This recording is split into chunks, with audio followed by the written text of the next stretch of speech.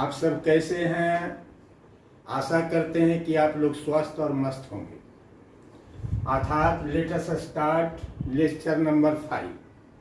पिछले दिनों हमने 4 तक इसको समाप्त किया था और मैं बार बार दोहरा रहता हूँ कि यह लेक्चर 1, 2, 3, 4, 5 ये सब अपने आप में एक के बाद दूसरे के कड़ी को जोड़ता है। अर्थात पढ़ने के लिए हमेशा 5 लेक्चर समझने के लिए 1 लेक्चर की भी आवश्यकता होगी। तो ये सब आप प्रैक्टिकली देखेंगे, बार बार वीडियो को देखेंगे ताकि कोई भी बात आपसे मिस नहीं कर जाए। तो कल आपको छोड़े थे ट्रांजैक्शंस ऑफ सर्विसेज, प्रॉफिट और लॉस पर। बाकी बहुत सारी बातों का हमने जिक्र कर दिया था। ट्रांजैक्शंस ऑफ सर्विसेज में भी बातें हो गई थी कि प्राय बड़े आकार के व्यापार को चलाने के लिए हजार लोगों की आवश्यकता पड़ती है और इस आवश्यकता की पूर्ति हम किस माध्यम से करते हैं? तो प्राय लोगों की सेवाओं को खरीद कर। अर्थात यह सेवा बहुत ही सरलता से उपलब्ध हो जाता है क्योंकि हम ही सब पढ़ लिखने के बाद इन्हीं सेवाओं को बेचते हैं। तो ट्रांजैक्शंस इन सर्विसेज, कल कुछ बात कर रहे थे एक्सपेंसेस और लॉसेस पर। एक्सपेंसेस, सेवाओं में खर्च। बिना खर्च के कुछ भी प्राप्त नहीं होता है। चाहे आप कमोडिटीज खरीदें तब भी पैसे की आवश्यकता होती है, सेवाओं को खरीदें तब भी पैसे की आवश्यकता होती है। दैट मीन्स कोई भी खर्च हमेशा पैसा जाने का बोध कराता है। अब यह खर्च पैसा जाने का बोध कराता है, इसका मतलब हुआ पहली स्थिति में हमने पढ़े थे कमोडिटीज जिसमें बिक्री का गुण होता, वह भी एक प्रकार का खर्च ही है। खर्च करने से अगर प्राप्ति ऐसी होती है जिसमें बिक्री का गुण प्राप्त हो, बिक्री का गुण हो, खरीदने के पश्चात चाहे तो उसे बेच सकते हो, तब उसको हम कहते थे कमोडिटीज। दूसरा है सेवा। सेवा में प्राप्ति तो होती है परंतु उसमें बिक्री का गुण नहीं होता है। अर्थात हम आपकी सेवाओं को खरीदते हैं लेकिन उसी रूप में उस सेवा को हम किसी दूसरे को नहीं बेच सकते हैं। अर्थात यहाँ प्राप्ति पर ध्यान दिया गया कि खर्च करने से यहाँ भी पैसा जाता है। ऐसी बात नहीं कि बिना पैसे के ही सेवा प्राप्त हो जाता है। यहाँ भी हम सेवा को खरीदते हैं, खर्च करते हैं, खर्च करने में हमेशा पैसा जाने का बोध होता है। अर्थात सेवा में किया गया खर्च एक्सपेंसेस कहलाता है, इसको खर्च कहते हैं। अब सवाल है कि इसको खर्च कहते हैं तो लॉसेस किसको कहेंगे? जहां पर सिर्फ खर्च ही होता है, मीन्स पैसा जाता है, एवज में प्राप्त कुछ भी नहीं होता है। जैसे रास्ते चलते आपका बटुआ जिसमें 5,000 रुपया रखा हुआ था कहीं पर गिर गया। अर्थात गिर गया तो स्वाभाविक रूप से इस 5,000 के बदले में हमको तो कुछ नहीं प्राप्त हुआ। That is a kind of loss. अर्थात यह हमारे लिए एक प्रकार से 5,000 रुपये की हानि। और इसी बटुए को जो प्राप्त करता है, जो पाता है, उसके लिए यह हो जाता है प्रॉफिट। अर्थात लॉसेस एंड प्रॉफिट आपस में हमेशा साथ साथ होते हैं। अगर एक के लिए किसी के लिए लॉस है तो दूसरे के लिए वही प्रॉफिट बन जाता है। इसी तरह इसमें बताए थे कि अगर हमारे लिए कोई खर्च है तो स्वाभाविक रूप से दूसरों के लिए गेन्स होता है। अर्थात जो सेवा बेच रहे हैं, जिसको पारिश्रमिक स्वरूप हम वेतन दे रहे हैं, तो वह वेतन की प्राप्ति कर रहा है। अर्थात सैलरी उसके लिए एक प्रकार का गेन्स होता है और हमारे लिए खर्च होता है। इस प्रकार से इसकी व्याख्या कर सकते हैं कि खर्च करने से अगर प्राप्ति होती है परंतु उसमें बिक्री का गुण नहीं होता है, जैसे सेवा। खर्च करने से प्राप्ति नहीं होती है तो बेचने का सवाल ही पैदा नहीं होता। That is a kind of loss. अर्थात इसी खर्च को फिर बता रहे थे कि हम किस किस प्रकार की सेवाओं को व्यापार में खरीद कर लाते हैं। क्यों खरीदते हैं? तो स्वाभाविक रूप से बिना सेवा के क्रय के हम बड़े आकार के व्यापार का संचालन सफलतापूर्वक नहीं कर सकते, इसलिए हम सेवाओं को खरीदते हैं। तो सेवाओं को तो समझ गए। अब सेवाओं में हमने दो को बंटवारा किया था, living thing services and non living thing services.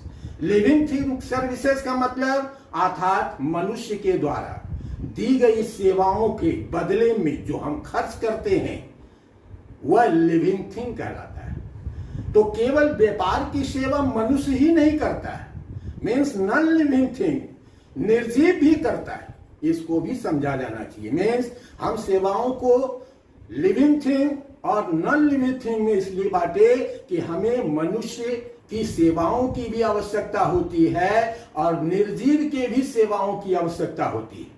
निर्जीव समझिए इसको, किसी भी व्यापार को चलाने के लिए भवन का होना आवश्यक है। अर्थात कोई भी बड़ा व्यापार हो जो राष्ट्रीय और अंतर्राष्ट्रीय स्तर पर व्यापार करता है, उसको हर एक शहर में एक भवन की आवश्यकता होती है जहां पर बैठकर व्यापार के कार्यों का संपादन किया जाए। क्या हर जगह वह अपना ही जमीन खरीदकर मकान बनाता है? नो सॉरी, यहां पर क्या करते हैं, हम उन शहरों में एक मकान की खोज करते हैं जिसे प्राय किराए पर लेते हैं और उस किराए पर लिए गए मकान के द्वारा हम व्यापार को सफलतापूर्वक संचालित करते हैं। तो इस सेवा के बदले में हम क्या चुकाते हैं? रेंट चुकाते हैं, किराया चुकाते हैं। क्यों चुकाते हैं? क्योंकि उसके मकान की सुविधाओं का व्यापारिक लाभ हम उठाते हैं, इसीलिए हम उसको एक किराया देते हैं। किराया, rent is also expenses, salary is also expenses. Salary किसको देते हैं? लिविंग थिंग सर्विसेज को। रेंट किसको देते हैं? नॉन लिविंग थिंग सर्विसेज को। दोनों ही व्यापार के लिए एक मूलभूत आवश्यकता है, बिना इसके हम व्यापार नहीं कर सकते। एक दूसरा एग्जाम्पल, जैसे हम अपने व्यापार के लिए 5 लाख रुपए का कर्ज आपसे लेते हैं। स्वाभाविक रूप से कर्ज हमेशा ब्याज की मांग करता है, अर्थात हम उसको ब्याज चुकाते हैं। मुफ्त में कोई कर्ज नहीं देना चाहता है। बाजार में कर्ज देने के लिए बहुत सारे लोग बैठे हुए हैं। बैंकिंग इंस्टीट्यूशन है, इसका काम ही है लोगों की बचत को स्वीकार करना और उस बचत का बहुत बड़ा भाग लोगों, बड़े बड़े इंडस्ट्रीज, उद्योग, घराने को कर्ज के रूप में देना और ब्याज के अंतर का लाभ उठाना। हम सेविंग करने वाले को 3%, 4% का ब्याज देते हैं और वही कर्ज जब हम उद्योगपतियों को देते हैं तो उस पर 8%, 9% का ब्याज लेते हैं। इस प्रकार जो ये ब्याज का अंतर होता है, उसी अंतर के द्वारा एक बैंक लाखों और अरबों का रुपया कमाता है। समस्त खर्चों के वहन कर लेने के बाद फिर भी बैंक को करोड़ों करोड़ का मुनाफा होता है।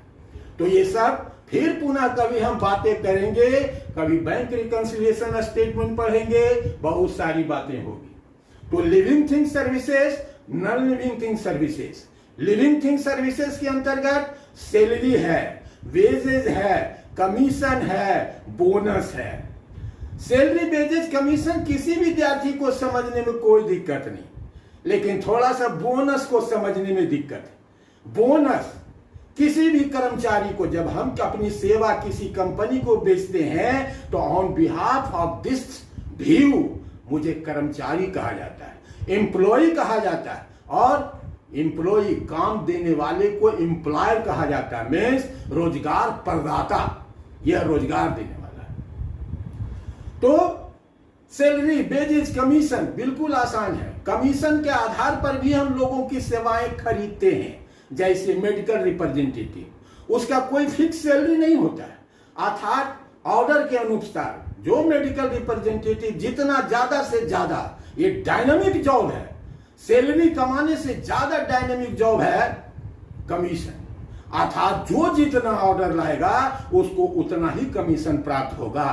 तो बहुत सारे लोग डायनामिक होते हैं, नौकरी नहीं करना चाहते हैं, अस्थायी रूप से रहना नहीं चाहते हैं, तो इधर उधर शहर घूमकर वह ऑर्डर लाते हैं कंपनी के लिए और उस ऑर्डर के मुताबिक उसको कमीशन दिया जाता है। बोनस, बोनस क्या है? तो व्यापार अपने लाभ का हिस्सा ही कर्मचारियों को एज ए बोनस के रूप में देती है। अगर आपकी सेवाओं को, अच्छी सेवाओं के कारण व्यापार का लाभ दिन दूना रात चौगुना की तरफ बढ़ने लग जाए तो वेतन के अतिरिक्त प्राय आपको इंसेंटिव के रूप में, मीन्स आपको प्रोत्साहन राशि के रूप में बोनस दिया जाता है।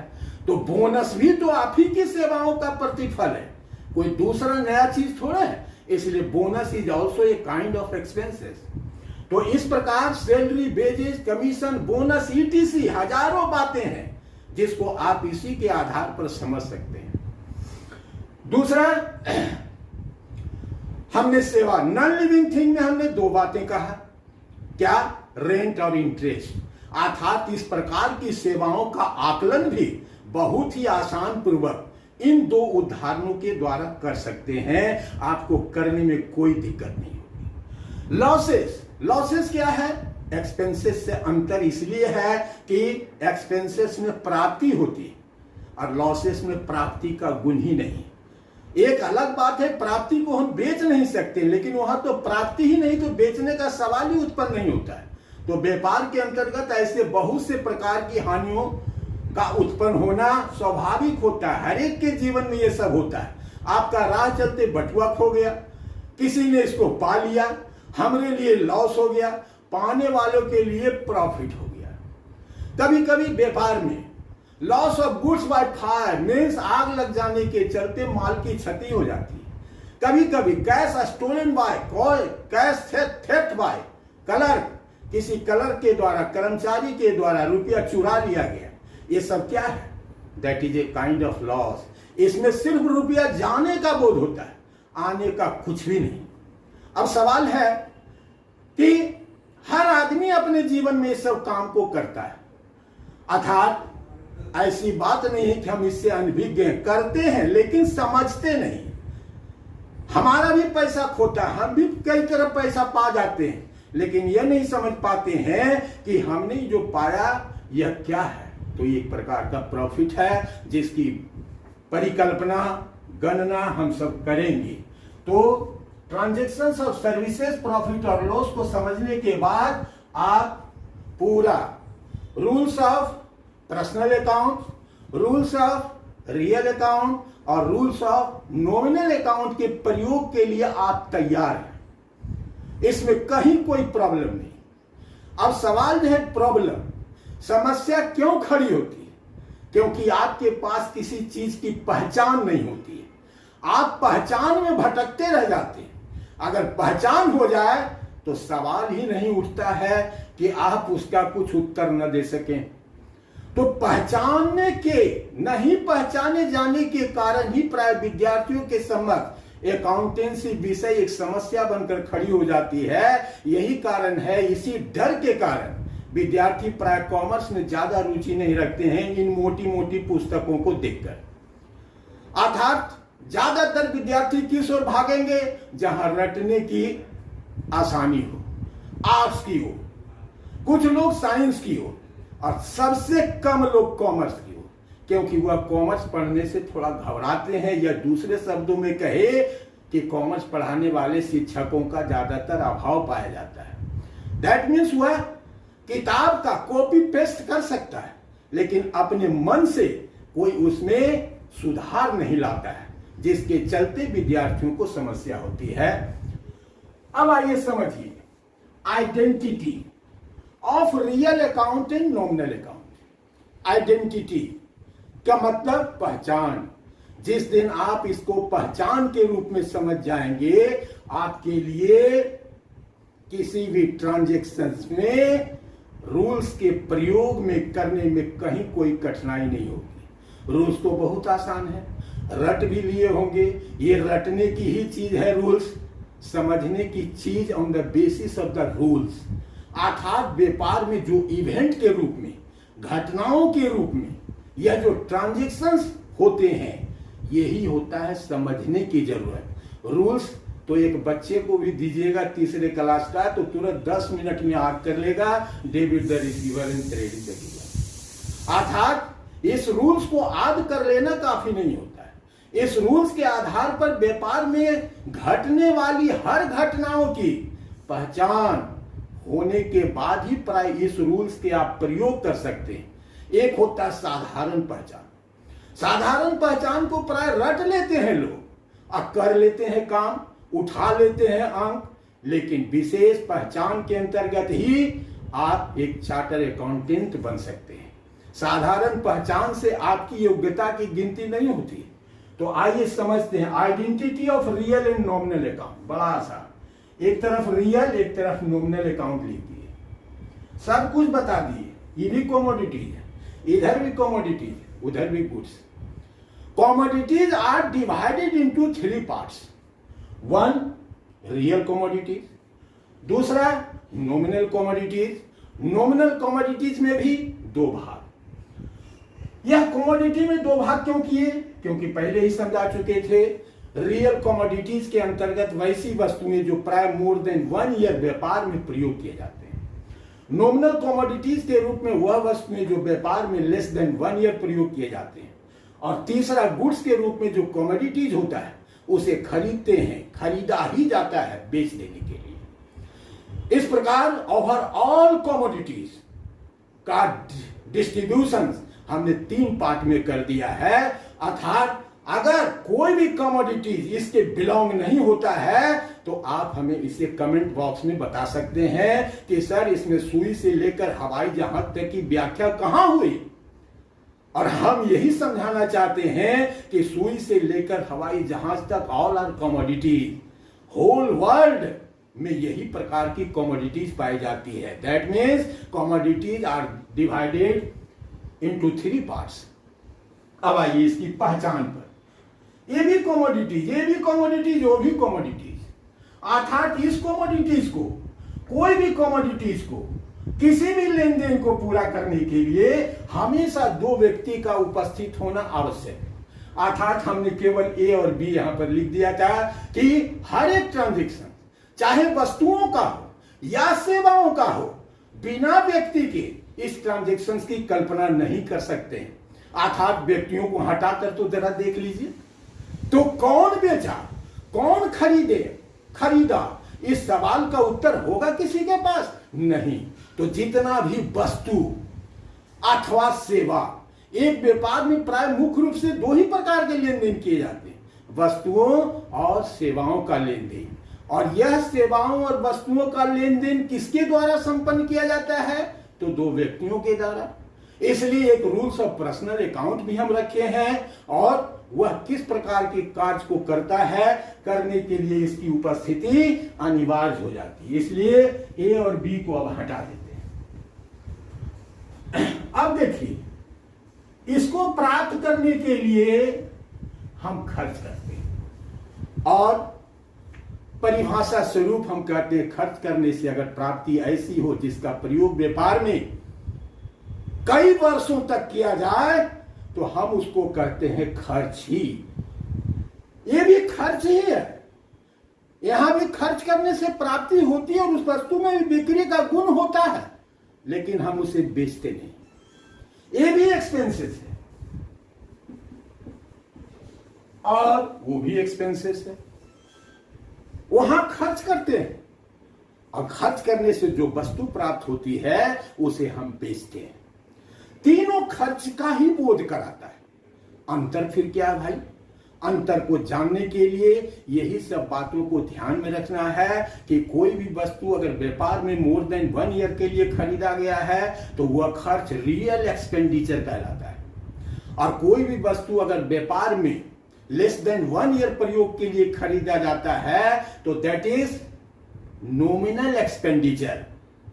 अर्थात एक को हम रियल एक्सपेंडिचर कहते हैं और दूसरे को हम कहते हैं नॉमिनल एक्सपेंडिचर। अब इसको फिर आगे लेकर चलें।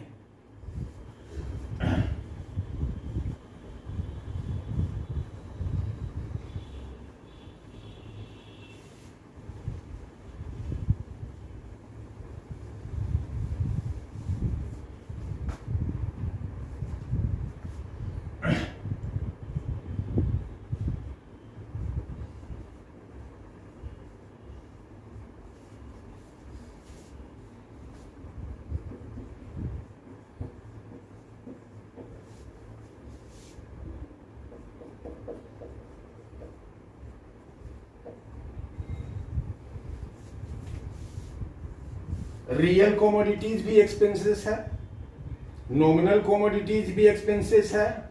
चाहे वो वस्तु के रूप में इसलिए खरीदा गया कि उसका हम व्यापारिक प्रयोग करेंगे, चाहे वस्तु के रूप में इसलिए खरीदा गया कि कल दिन उसे बेचकर लाभ कमाएंगे। ये भी खर्च है, ये भी खर्च है, वो भी खर्च है। अर्थात इस खर्च को हम क्या कहे अभी तुरंत? Real expenditure. उस खर्च को क्या कहे? Nominal expenditure. चाहे वह वस्तु के रूप में प्रयोग के लिए हो या बेचने के लिए हो, उसे कहते हैं नॉमिनल एक्सपेंडिचर और इसे कहते हैं रियल एक्सपेंडिचर। यही आगे चल के इसका नाम कैपिटल एक्सपेंडिचर के रूप में हो जाता है। अर्थात तब अन्य शब्दों में इसको कहते हैं पूंजीगत खर्च और इसको कहते हैं रेवेन्यू एक्सपेंडिचर, मीन्स आयगत खर्च।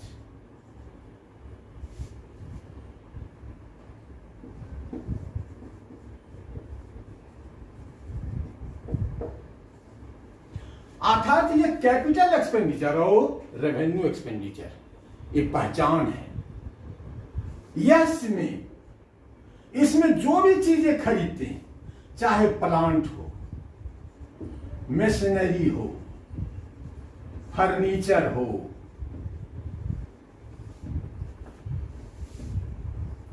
इसमें जो खरीदते हैं वो सब क्या होता है? स्टेशनरी, पोस्टेज, कैरेज, और इसमें क्या? गुड्स। और गुड्स से परचेज रिटर्न्स, सेल्स रिटर्न इत्यादि बातों का उल्लेख हमने पिछले रिकॉर्ड में किया था। कैपिटल एक्सपेंडिचर और रेवेन्यू एक्सपेंडिचर जरा समझिए। कैपिटल एक्सपेंडिचर की पहचान छुपाई नहीं जाती। कैपिटल एक्सपेंडिचर जितने भी होते हैं उसकी पहचान कभी छुपाई नहीं जाती, और रेवेन्यू एक्सपेंडिचर की पहचान कभी बताई नहीं जाती। कहने का मतलब इसकी पहचान छुपाई नहीं जाती और इसकी पहचान बताई नहीं जाती। अर्थात जब हम इस पर खर्च करते हैं, अभी एग्जाम्पल स्वरूप मौखिक देंगे, फिर हम आपको प्रैक्टिस करवाएंगे, ऐसा प्रैक्टिस जिसके अंतर्गत पुनः नियमों का एक बार नहीं अनेकानेक बार उल्लेख होगा। अभी सिर्फ इतना समझिए कि कोई मशीनरी खरीदते हैं, रूल्स वगैरह तो आप पढ़ चुके हैं, अभी साधारण सरल भाषा में आपको समझाना है। मशीनरी खरीद लिए हैं, खरीदने में एक डेबिट साइड इफेक्ट होता है, एक क्रेडिट साइड इफेक्ट होता है। अभी तक हमने आपको डेबिट क्रेडिट किसको करने के लिए बताया? सिर्फ बताए हैं व्यक्ति, वस्तु, मुद्रा, सेवा, लाभ, हानि। That is the main words of that all transactions. ये जितने भी लेन देन होते हैं उसका यह मुख्य हिस्सा होता है। अगर इसको हम इस रूप में समझ जाएं तो समस्त लेन देन को हम तुरंत चुटकी में हल कर सकते हैं। अभी क्या हो रहा था? मशीनरी खरीदे इतने कही ₹5,000, क्या आ रहा? Debit what comes in machinery, क्योंकि machinery more than 1 year. Real commodities, real commodities के लिए कहता है डेबिट व्हाट कम्स इन, जो आता है उसको नाम कीजिए, और जो जाता है यहां क्या जा रहा? कैश, वो भी कैश जमा कीजिए। क्रेडिट व्हाट गोज आउट, अर्थात इसका डेबिट और credit both side are related to real account. अर्थात इसको जब रोजनामचे की शक्ल में, डेबिट क्रेडिट के शक्ल में लिखेंगे तो लिखेंगे मशीनरी अकाउंट या टू कैश अकाउंट। अर्थात मशीनरी की पहचान बताई गई।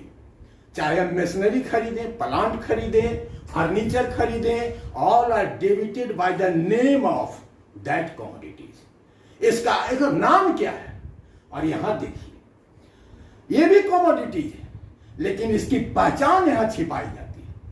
उसको पहचान के रूप में कभी सामने लाकर लिखा नहीं जाता डेबिट और क्रेडिट। स्टेशनरी स्टेशनरी एक छोटी लेखन सामग्री इसको कहते हैं।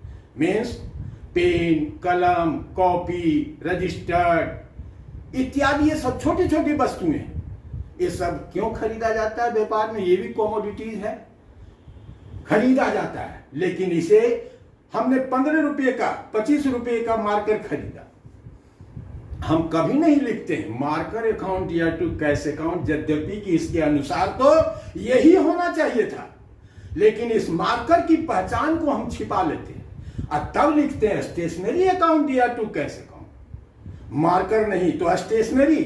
आप स्टेशनरी का दुकान में देखते होंगे बहुत सारी चीजें बिकती है, हर चीज लेखन सामग्री है, या तो लिखने का चीज या लिखने जिस पर लिखते हैं वो सारी चीजें बिकती है।